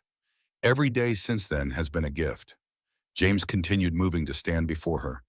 Every challenge we've faced together, every celebration we've shared, every ordinary Tuesday morning, with breakfast dishes and school lunches and rushed goodbyes, all of it has shown me that what we have is extraordinary. He reached into his pocket, withdrawing the small velvet box, aware of Sophie's sharp intake of breath, of Ethan's broad smile, of Margaret's quiet tears. Kneeling before Rachel, he opened the box to reveal the sapphire ring nestled inside. Rachel Carson. I don't have to imagine spending the rest of my life with you, because I'm already living that dream every day. But I would be honored if you would make it official. Will you marry me? Rachel's eyes shimmered with tears, her smile radiant, as she nodded, too overwhelmed for words momentarily. Yes. Her voice emerged as a whisper, then stronger. Yes, James. Yes. As he slipped the ring onto her finger, their small audience erupted in cheers. Sophie jumping up and down, Ethan pumping his fist in the air, Margaret dabbing at her eyes with a handkerchief, their remaining friends applauding the moment. James stood, drawing Rachel into an embrace that conveyed everything words couldn't: gratitude, joy, promise, commitment. The children rushed forward, turning the embrace into a family huddle, their excitement bubbling over in a tangle of questions about wedding dates and plans. Rachel laughed, her arms encompassing both children, as she glanced down at the ring now adorning her finger. It's beautiful. Her voice was soft with wonder. How did you know? James smiled, acknowledging Margaret with a nod. I had some help from someone who understands that the most meaningful things often carry history with them. Margaret stepped forward, her composure regained, though her eyes remained bright with emotion. It belonged to my grandmother. She offered a gentle smile to Rachel. And now it belongs to the woman who has brought joy back to my son's life and who I am proud to welcome as a daughter. The simple words, so long in coming, brought fresh tears to Rachel's eyes. She released the children to embrace Margaret, the last barriers between them finally dissolving in this moment of shared happiness. The wedding planning began almost immediately with Sophie appointing herself chief creative director and Ethan assuming responsibility for logistical considerations, including detailed spreadsheets that impressed even Margaret. They settled on a date 6 months away, a spring ceremony in the backyard where they had already created so many family memories, intimate rather than elaborate, celebrating what already existed, rather than creating something entirely new. Life continued in its everyday rhythms around the wedding preparations, school projects, work commitments, doctor appointments, holidays. Christmas brought Sophie's father, Kevin, back into their orbit briefly, his annual phone call supplemented this year by an announcement of his upcoming visit. He'd remarried, had twin toddlers with his new wife, had established a life in California that included Sophie only at the periphery. The news of his visit created ripples of anxiety throughout their household. Sophie, who spoke to her father monthly but hadn't seen him in person for nearly 3 years, vacillated between excitement and apprehension. Rachel maintained a careful neutrality, supporting Sophie's relationship with her father while protecting her from potential disappointment. James found himself unexpectedly territorial, concerned about how this man who had abandoned his family might disrupt the security they'd worked so hard to build. Kevin's actual arrival proved anticlimactic compared to the anticipation. He checked into a hotel rather than staying with them, scheduled brief visits around his business meetings, brought expensive gifts that demonstrated his financial success more than his understanding of his daughter's current interest. Sophie was polite but reserved, showing him her art studio and recent projects with the careful pride of someone unsure how their achievements will be received. The most difficult moment came during Kevin's final dinner with them, when he casually mentioned his plans to relocate his entire family to London for a 2-year work assignment. Sophie's face had frozen in a practiced smile as she absorbed this information, her already distant father moving even further away. The tenuous connection between them stretched thinner across oceans and time zones. Later that night, after Kevin had departed with promises to call soon and invitations for Sophie to visit that lacked concrete details, James found her sitting alone on the porch swing, uncharacteristically quiet as she stared up at the winter stars. He settled beside her without speaking, offering his presence while giving her space to process her feelings. After several minutes of silence, Sophie's small voice emerged, vulnerable in a way she rarely allowed herself to be. "He's never going to be a real dad, is he? The kind that shows up for science fairs and remembers what books I like and worries when I get sick." James considered his response carefully, balancing honesty with compassion. Some people aren't able to be the parents we need them to be. It doesn't mean they don't love us. It means they have limitations, things inside themselves that make it hard for them to show love in the ways we recognize. Sophie leaned against his side, seeking comfort. "Mom says he left because he was scared when I got sick, that he couldn't handle it. But you're not scared of that stuff." James wrapped his arm around her small shoulders, his heart aching for this child who had faced so many adult realities in her young life. "I do get scared. When you had those tests last summer, I was terrified. The thought of you being sick again, of what that would mean for you, for your mom, for all of us, it was overwhelming. But you stayed." Sophie looked up at him, her expression serious in the moonlight. "You didn't run away." James squeezed her shoulder gently. "Your mom taught me something important, Sophie. Courage isn't about not feeling afraid. It's about feeling the fear and staying anyway. Loving anyway. Being present anyway." Sophie was quiet for a moment, processing his words. "Is it okay if sometimes I think of you as my dad? Not instead of my real dad, but like an extra dad, the kind that's actually here?" James felt his throat tighten with emotion, overwhelmed by the simple, profound question. This bright, resilient child who had endured more in her 10 years than many adults face in a lifetime was offering him a place in her heart that he hadn't dared explicitly seek. "I would be honored." His voice emerged rough with feeling, beyond honored. Sophie nodded decisively, as if settling an important matter in her mind.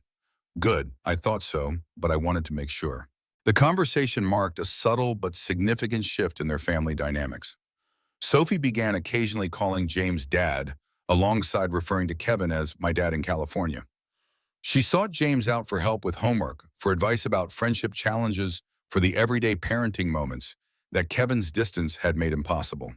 Not replacing her biological father, but acknowledging the nurturing presence James had become in her life.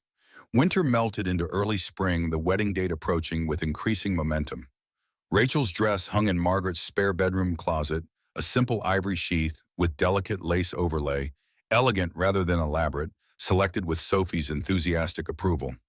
James and Ethan had matching suits, though Ethan had negotiated for Converse sneakers instead of dress shoes, a compromise Rachel had supported with a wink to James about picking their battles. The backyard transformation had begun. Perennials planted along newly mulched flower beds, the treehouse given a fresh coat of paint, string lights permanently installed among the tree branches. The ceremony would be small, the reception relaxed and intimate, befitting a family already formed and simply celebrating their official union. 3 weeks before the wedding, Sophie's routine 6-month oncology checkup appeared on the calendar, a date that still brought an automatic tightening in Rachel's shoulders despite years of clear results. James had arranged to take the day off work, as he did for all medical appointments, the four of them approaching these milestones as a united front regardless of outcome. The initial appointment proceeded as usual. Blood-drawn physical examination completed, Sophie chatting animatedly with medical staff who had known her since diagnosis. The doctor's expression revealed nothing concerning his manner, reassuring as he discussed Sophie's continued growth and development. They left the hospital with the familiar instruction to await blood test results expected within 2 days as always. That night, Rachel was uncharacteristically quiet, moving through evening routines with mechanical precision, her thoughts clearly elsewhere.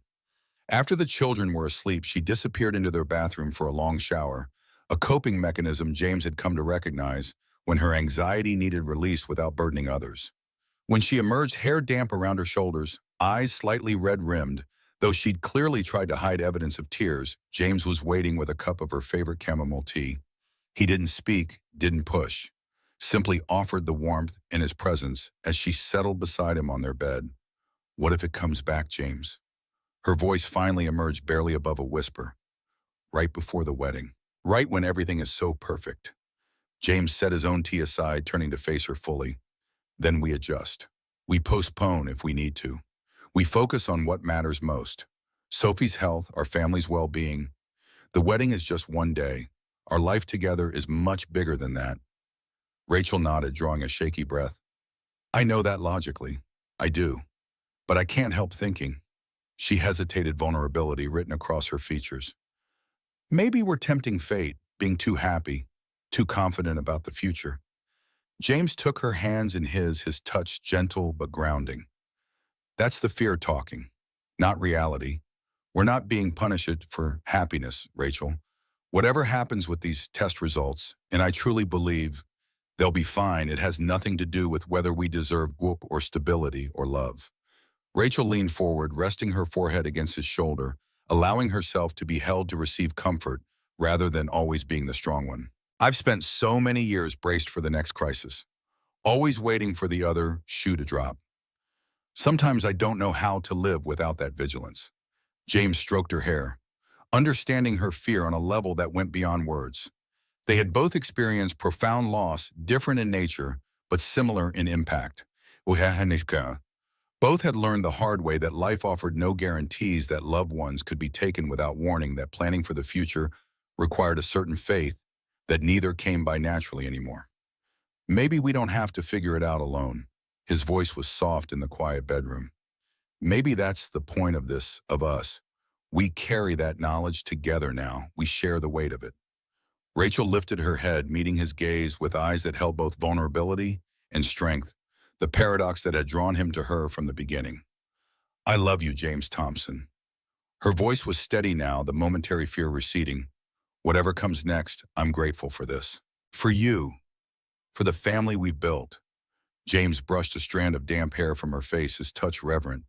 "And I love you, all of you, your strength and your fear, your hope and your worry, the whole magnificent, complicated person you are." The call came the following afternoon, all clear, all markers normal, no cause for concern. Relief flooded their household, Sophie celebrating with theatrical bows and declarations that she was officially the healthiest almost stepdaughter in the world. Ethan suggesting ice cream as the obvious response to good news, both children blissfully unaware of the private fears their parents had sheltered them from. That evening, with the children engrossed in a movie downstairs, James found Rachel in their walk-in closet, fingers trailing over her wedding dress bag, with a distant smile. The burden lifted from her shoulders. She looked younger, somehow, unburdened by the weight of constant vigilance, if only temporarily, ready to become Mrs. Thompson James leaned against the doorframe, watching her with unabashed adoration. Rachel turned, her smile widening. Actually, I was thinking we might both become Thompson's Carson.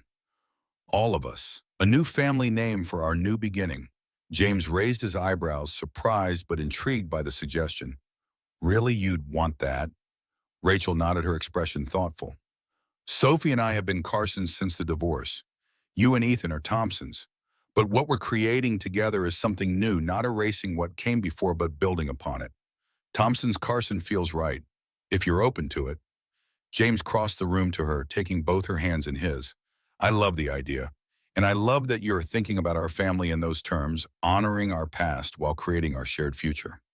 The wedding day dawned, clear and bright cherry blossoms from their newly planted trees, drifting like snow across the freshly mowed lawn. Margaret arrived early, bringing traditional silver sixpence for Rachel's shoe and the something blue handkerchief that had belonged to James's grandmother. Rachel's hospital colleagues transformed the kitchen into a styling station, helping with hair and makeup, while Sophie flitted between rooms, simultaneously serving as flower girl, junior bridesmaid, and self-appointed documentary photographer. Upstairs, James and Ethan straightened ties and adjusted boutonnieres, the boy unusually solemn as he considered his reflection in the mirror. Dad, do you think Mom would like Rachel? Like if they could have met, James met his son's eyes in the mirror, recognizing the importance of the question. I think they would have respected each other immediately. Both strong, compassionate women who dedicate their lives to helping others. Both fiercely protective of the people they love. Ethan nodded, seemingly satisfied with this answer. I'm going to put one of Mom's sunflower pins in my pocket today, as my something borrowed. Sophie said that was okay, even though I'm not the bride. James felt his throat tighten with emotion, overwhelmed by his son's thoughtfulness, by the way he integrated Lisa's memory into this new chapter, rather than compartmentalizing the past. That's a wonderful idea, buddy. Your mom would be honored. The ceremony itself was simple but profound, vows exchanged beneath an arch of spring flowers. Ethan standing proudly as best man, Sophie beaming as she clutched her small bouquet, Margaret serving as their witness, close friends and family gathered in chairs arranged on the lawn. Rachel was radiant in her ivory dress, her auburn hair caught up in a loose arrangement with tendrils framing her face. James, watching her approach on her brother's arm, felt a sense of awe that this extraordinary woman had chosen to build a life with him. Their personal vows acknowledged the unlikely path that had brought them together. Cells donated anonymously, creating a literal lifeline between strangers' grief and healing. Intertwined second chances emerging from life's most challenging moments. There wasn't a dry eye in the gathering as Rachel spoke of becoming a family long before becoming husband and wife, as James promised to love not just her, but Sophie as his own, as both children were invited forward for a special exchange of promises that recognized their central role in this union. The reception unfolded across their backyard tables, set beneath flowering trees, children running with bubbles, and laughter, generations mingling over cake and champagne. James found himself momentarily overcome as he watched his family, his mother deep in conversation with Rachel's brother Ethan, teaching younger cousins how to use his telescope. Sophie proudly showing off her latest paintings to admiring guests. Rachel moving through it all with graceful joy, stopping occasionally to admire the sapphire ring, now accompanied by a simple gold band. I don't think I've ever seen you look so happy. David Chen, James's colleague and longtime friend, appeared beside him, offering a fresh glass of champagne. It suits you, James accepted the drink with a grateful nod. It's still sometimes hard to believe this is my life. After Lisa died, I couldn't imagine ever feeling whole again. And now, David followed his gaze to where Rachel was laughing at something Sophie said, the afternoon light, catching the auburn highlights in both their hair, the resemblance between mother and daughter striking despite the lack of biological connection. Life has a funny way of circling back, doesn't it? David observed. 3 years ago, a stranger saved Sophie without knowing her name. Now here you are. Here we are. James echoed the simple phrase encompassing the profound journey from that first anonymous donation to this day of celebration. The evening wound down gently, guests departing with well wishes and leftovers until only the immediate family remained, James and Rachel Ethan and Sophie Margaret, who would stay in the guest room rather than driving home. They sat together on the patio, watching the sunset paint the sky in shades of pink and gold, the string lights twinkling to life automatically as darkness began to fall. Well, Mrs. Thompson, Carson James squeezed Rachel's hand, the new name still novel on his tongue. How does it feel to make it official? Rachel leaned against his shoulder, contentment radiating from her, like the most natural thing in the world. Like we've always been heading here, even when we didn't know it. Sophie, curled in an Adirondack chair with Leo at her feet, looked up from the flower crown she was weaving from reception table centerpieces. Mom, can we talk about getting a little brother or sister now that you're officially married? The unexpected question hung in the air for a moment, both adults momentarily speechless. Rachel recovered first, sharing a quick glance with James before addressing her daughter. That's something we might discuss privately first, sweetheart. Ethan sprawled on a nearby bench, flipping through photos on his camera, didn't look up as he added, "They're probably worried about telling us they're already expecting. That's why Mom hasn't had any wine today and has been taking those vitamins in the medicine cabinet." Now all eyes turned to Rachel, whose cheeks had flushed pink in the fading light. James felt his heart rate accelerate as he studied her expression, seeing confirmation in her eyes before she spoke. "I was planning to tell you tonight." Rachel's voice was soft with wonder and slight apprehension. "After everyone left, I only found out for certain 3 days ago. It's very, very early." James could only stare in amazement, joy blooming in his chest alongside disbelief. After Sophie's illness, after the aggressive treatment that had saved her life, Rachel had been told further pregnancies were unlikely, if not impossible. They had discussed it when their relationship became serious, agreeing their family was already complete, that biological connection wasn't necessary for the bonds they shared. But now, Rachel's hand drifted to her still flat stomach, a protective gesture so instinctual, she seemed unaware of making it. The doctors say it's something of a miracle given everything, but healthy so far, due in December. James gathered her into his arms, too overwhelmed for words, momentarily feeling the wetness of tears on his cheeks.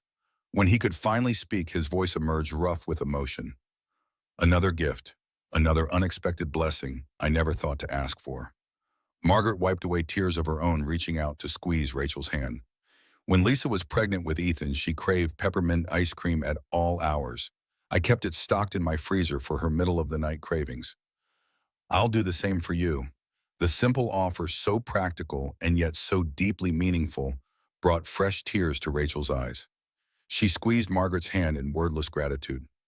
Sophie approached, her expression a mix of excitement and uncertainty. "Will you still want me when you have a baby of your own?" Her voice was small vulnerability, showing through her usual confidence. Rachel opened her arms, drawing her daughter into the embrace she still shared with James. "Sophie Thompson Carson, you listen to me. No baby, whether growing inside me or adopted or appearing on our doorstep like a miracle, could ever replace you. You are my firstborn, my brave girl, my heart walking outside my body. Nothing will ever change that." James tightened his arm around both of them, including Sophie fully in their circle. "And you will always be my first daughter. The one who drew pictures of her cell buddy without knowing who he was. The one who showed me it was possible to love again, to be a father in new ways." Ethan joined them, then completing their family circle as the last light faded from the sky and stars began to appear above them. Sophie's head rested against her mother's shoulder. Ethan leaned into his father's side, and between them all flowed the invisible connections that had brought them together. Bone marrow and blood loss and discovery, chance and choice, biology and intention. Later that night, after the children were asleep and Margaret had retired to the guest room, James and Rachel stood in their bedroom. Now truly theirs, in every sense, their marriage certificate, signed in their future together, formally acknowledged before friends and family. Rachel had changed from her wedding dress into comfortable pajamas, her hair loose around her shoulders, the elegant bride transformed back into the woman he woke beside each morning, somehow more beautiful to him in this everyday form than in any formal attire. Do you believe in fate, James? Her voice was thoughtful as she removed her jewelry, carefully placing her rings in the dish on her nightstand. Or just random chance that sometimes works out in unexpected ways? James considered the question as he hung up his suit jacket, thinking about the series of events that had brought them here. His decision to donate marrow after Lisa's death, Rachel's position at the hospital, allowing her to connect those dots years later. Sophie's illness, bringing them together, even as it nearly tore her family apart, Ethan's immediate bond with the little girl who would become his sister. Randomness seemed insufficient to explain such a perfectly aligned sequence, yet fate suggested a predetermined path that diminished their active choices along the way. I believe in possibilities. He finally answered, moving to stand behind her, his hands resting gently on her shoulders. In doors that open when we're brave enough to knock. In connections that form when we're open to receiving them. In love that finds us when we're ready to recognize it. Rachel leaned back against him, her body fitting perfectly against his, as it had from the beginning.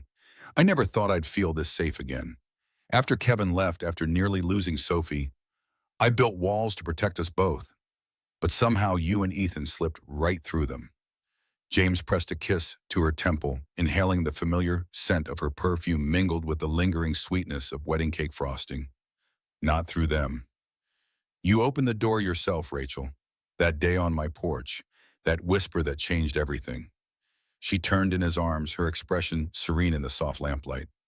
You know what Sophie said to me right before the ceremony?